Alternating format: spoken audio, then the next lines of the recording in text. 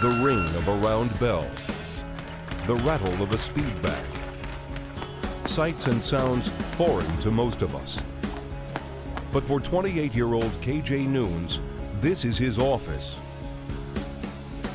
where he prepares a grand presentation that will be delivered inside a cage.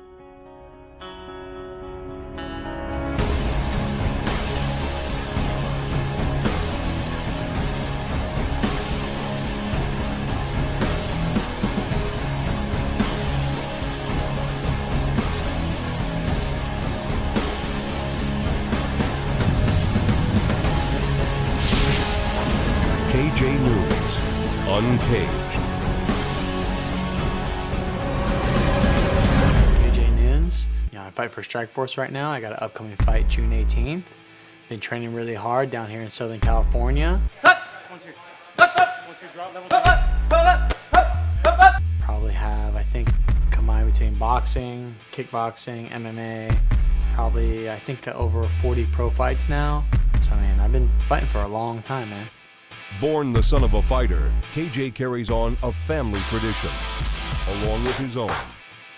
He has now trained since he was just 6, earned a championship status in his weight class, and seen it taken away. All of this has brought him to yet another showdown, this time against fighter George Masvidal, that will take place on June 18th, less than a month away. A win would mean KJ is back within reach of a championship belt.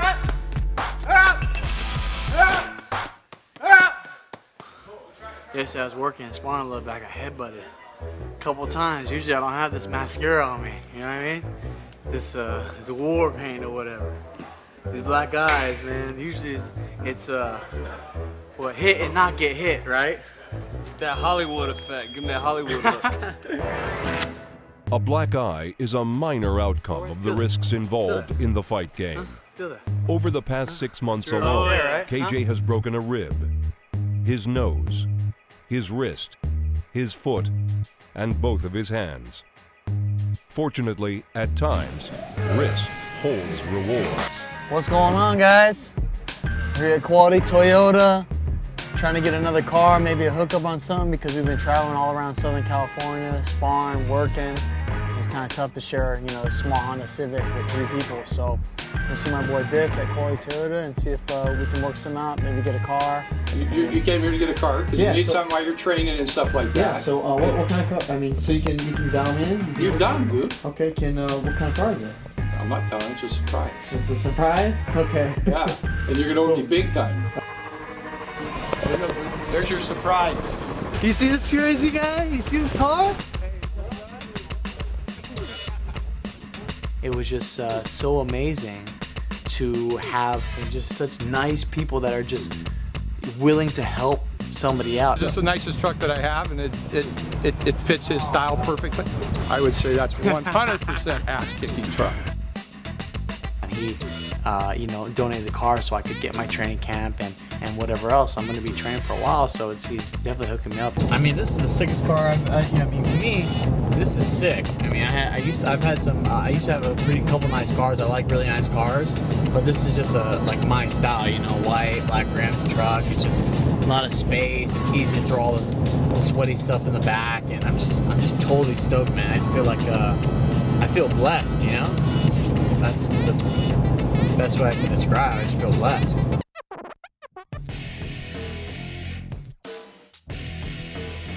Late. I'm sorry I kept you guys waiting. School is going to be in session. School's in session, so school is going to be in session.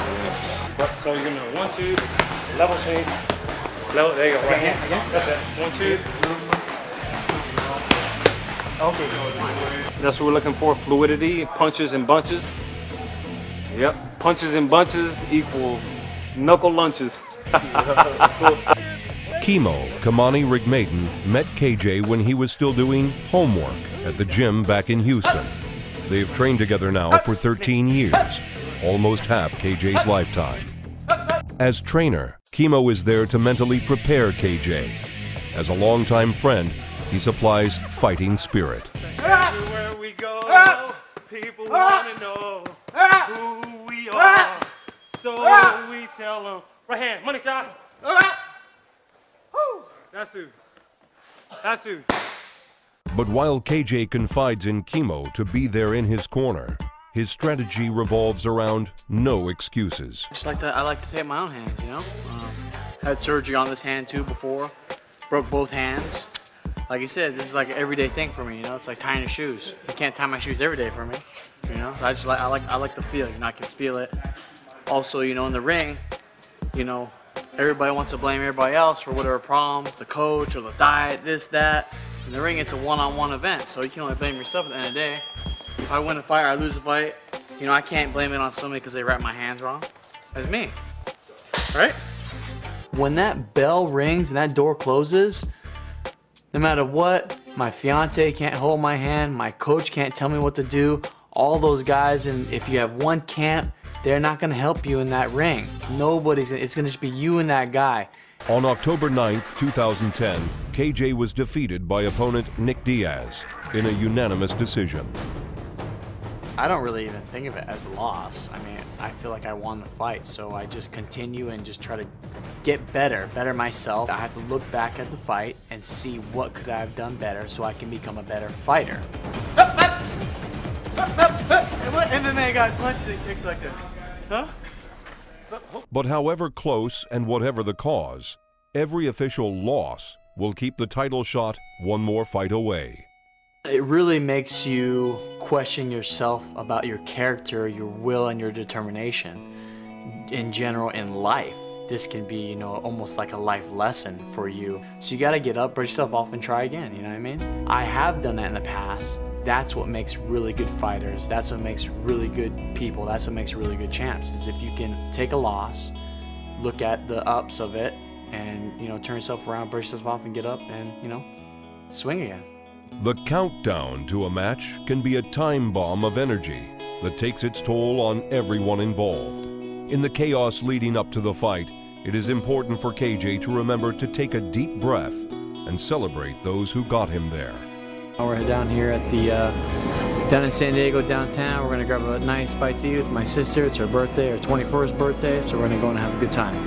Then you're gonna win, and then you're gonna fight for the title, and then you're gonna win. And I'm gonna put all my money on her second 21st birthday. That's it. I want my fight. I want to fight all day. What are you gonna do in Vegas? What am I not gonna do? Joe. Yeah, some guy like got my number, and then Joe trained with KJ. Joe was like, oh yeah, that's KJ's sister, and he's like, oh yeah, and he like deleted my number. I'm like, oh. He was like, yeah, that's KJ's sister. She's real cool, and he was like, what? Delete. Melanie has now been with KJ over 8 years. Their wedding is in less than 4 months. As companions, every win or loss is inevitably a shared outcome, and training is not only done in the gym. So I'm not your typical girl that just watches fights and things like, oh my God, this is 2 guys fighting and beating each other up and there's blood and all that kind of stuff. You know, like I actually understand the sport, and I look and I see and I observe the technique more so. So it calms my nerves down a little bit, because I know that he's very technical and he's not just fighting, he has a plan.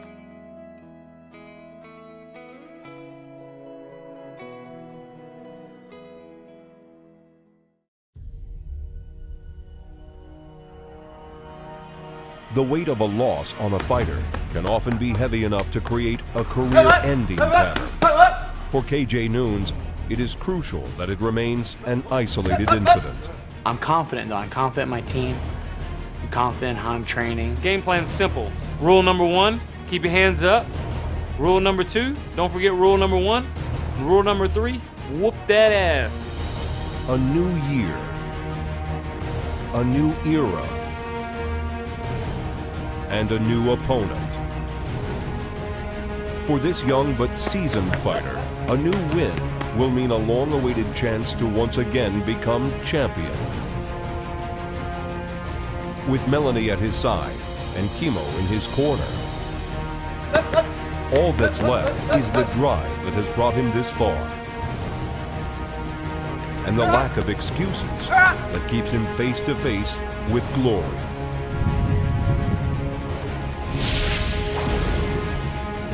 This is KJ Noons Uncaged.